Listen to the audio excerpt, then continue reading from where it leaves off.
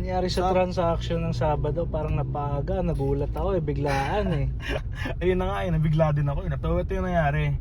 Bukas kasi, Sabado, dapat yun yung tamang araw ng deal natin, di ba? Oo, bukas dapat. Bukas dapat. Oo. Si Wax, nagpa-send off party, magpapa-send off party daw siya. Oo. Kasi alis na siya balik na siya London. So gusto ko, doon tayo throughout the day. Siyempre, uwi na siya balik na siya London ulit Tagal na rin siya mawawala. Tagal din, few months din. So, tinry ko ngayon kausapin tong isang tropa kung okay lang, baka masingit natin tonight na makapag-deal na, 'di ba? Kasi kailangan ko lang naman makita yung kotse. Oo. Kasi siya okay na siya sa deal eh. Wala naman na siyang i-check doon sa knife natin. Interested talaga, no? Interested talaga siya.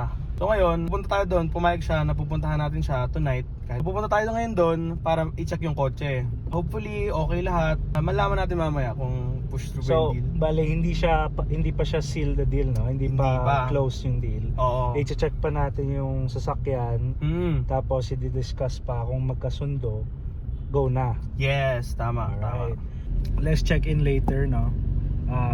Check out natin yung sasakyan, tapos pag-usapan natin. If everything goes well, ayun, gora na tayo.